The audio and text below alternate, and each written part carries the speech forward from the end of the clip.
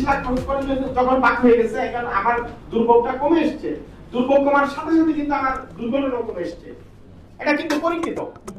কিন্তু আমি এই পলিসিকে কাজে লাগালাম না। ঈদে কিন্তু 2 দিন ছুটি দেওয়া হলো, আমরা যখনই 2 দিন ছুটি দিল তখন কিন্তু দেন দরবার শুরু করলাম যে এই 2 দিনটা সামনে নিয়ে এনে দেন। অথচ আপনি দেখেন 10 দিনের লম্বা ছুটির পরেও মানুষগুলো গতকাল পর্যন্ত কিভাবে ট্রাকের ছাদে করে আসতেছে। তার মানে বেশি ছুটি দিয়ে আপনি বেশি মানুষকে বাড়ি পাঠিয়েছেন, বেশি মানুষকে বাড়ি পাঠাতে উদ্বুদ্ধ করেছেন। আমি এখানে অনেককে দেখেছি, কিরে ভাই আমরা কি ঈদে কেন বাড়ি যেতে হবে, আপনি তো নন মুসলিম, বলে যে ভাই হোটেল রেস্তোরাঁ বন্ধ, আমি খাবো কই। এই যে আমাদের সার্বিক পরিবেশ, এই বিষয়গুলো তো রাষ্ট্রের মাথায় থাকবার কথা। আমার কাজের বউ তো ছুটিতে চলে গেছে, আমার রান্না করে দেবে কে, আমি খাবো কই, আমার গ্রামে চলে যেতে হবে, সবাইকে চলে যেতে হবে। এখন রাষ্ট্র তো এই বিষয়গুলো মাথায় নেবে। রাষ্ট্রের নাগরিকদের মৌলিক চাহিদাগুলো কোন জায়গাতে সংকটে পড়ে এই বিষয়গুলো দেখবে। এগুলো যখনই দেখে না তখনই কিন্তু আমরা এই যে দুর্ঘটনা দুর্ভাবনার নানান সংকটে পড়ে যাই। এগুলো দেখবার দায়িত্ব কিন্তু রাষ্ট্রের।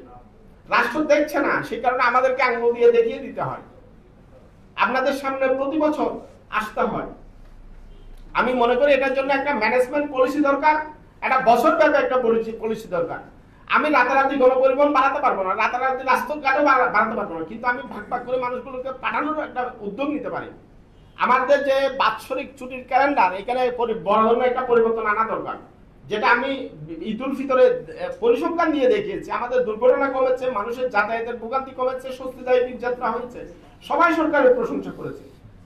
এবং এটা আজকে থেকে রেগে যাচ্ছি না। এই ফিটনেস বিহীন যানবাহন মহামারীর মতো মানুষের প্রাণ কেড়ে নিচ্ছে, তখন থেকে কিন্তু আমরা এটা নিয়ে কথা বলা শুরু করেছি। আপনি আমাদের আরো অনেকগুলো এই যে সড়ক দুর্ঘটনা ইয়াতে দেখবেন, এই যে ফিটনেস বিহীন যানবাহন স্ক্র্যাপ করার জন্য উদ্যোগ নিয়েছি। শুধুমাত্র এখানে বলছি না, সড়ক মন্ত্রণালয়ের সবকটি মিটিং আমি এটা উঠাচ্ছি। অলরেডি সরকার একটা স্ক্র্যাপ নীতিমালা তৈরি করেছেন, আমাদের দাবির প্রেক্ষিতে স্ক্র্যাপ নীতিমালা তৈরি করেছেন। বিগত সরকার স্ক্র্যাপ নীতিমালা বাস্তবায়ন করবার কথা ছিল 2024 সালের 30 ডিসেম্বর, নির্বাচনের জন্য এটাকে স্থগিত করলো। এই যে নির্বাচনের পরে এটা আবার বাস্তবায়ন হবার কথা, এখনো এটা স্থগিত আছে, কিন্তু এটা অনুমোদন হয়ে গেছে। আর আমার দ্বিতীয় যে প্রশ্ন, সেই প্রশ্নটি আমরা দেখি মহাসড়কে ব্যাটারি চালিত অটোরিকশার কারণে বেশ সড়ক দুর্ঘটনার শিকার হয়। বাংলাদেশের মতো বেকারত্বপূর্ণ একটি সমাজে এই ব্যাটারি চালিত অটোরিকশা বন্ধের জন্য অনেকেই উদ্যোগ নেন।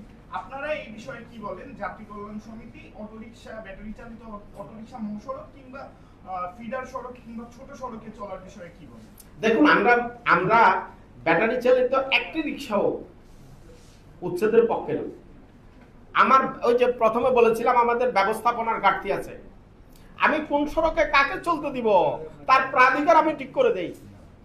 আমার জাতীয় মহাসড়ক, আঞ্চলিক মহাসড়কে বাস চলবে, আমার উন্নত বাস নেটওয়ার্ক থাকবে। এক সময় আপনি যখন ছাত্র ছিলেন, আমি যখন ছাত্র ছিলাম, আমি জেলা সদর থেকে আমার উপজেলায় আমার বাড়িতে যেতাম বাসে করে, এখন আমি অটোতে করে যাচ্ছি, মোটরসাইকেলে যাচ্ছি।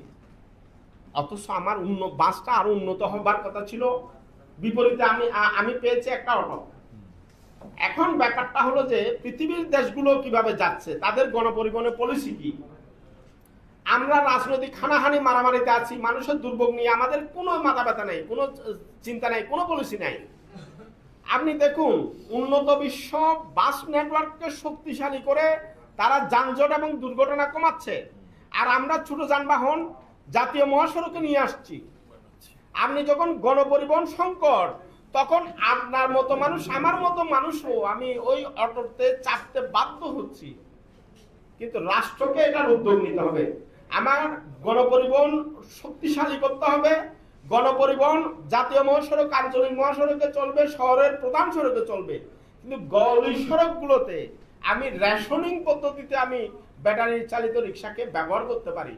আমার এখানে একজন ব্যাটারি চালিত রিক্সা চালকের চাকরিও যাবে না, তার কাজ কমবে না, বরঞ্চ কাজটাকে যদি শৃঙ্খলিত করা যায়, এখান থেকে সরকারের রাজস্ব বাড়বে। সরকার যদি তাদেরকে নিবন্ধন দেয়, লাইসেন্সিং এর আওতায় নিয়ে আসে, এখানে দুটো কাজ হয়, একটা সরকারের রেভিনিউ আর একটা হলো শৃঙ্খলা। এখন ব্যাপার হলো যে আমার ব্যবস্থাপনার পুরা পরিবহন সেক্টরের ব্যবস্থাপনাই গলত। আমাদের যারা সড়ক মন্ত্রী বিগত সময়ে ছিলেন তাদের মাথায় কোনো মগজ ছিল না পরিবহন চালানোর মতো। এখন পরিবহন চালানোর মতো মাথায় মেকানিজম নাই। তাকে যদি প্রধানমন্ত্রী সড়ক মন্ত্রী বানাইয়া বসায় দেয়, রাষ্ট্রের দুর্গতি হবে, মানুষের প্রাণ যাবে, মানুষ ভোগান্তিতে থাকবে। এখান থেকে বেরিয়ে আসবার মতো কোনো আমাদের সুযোগ নেই।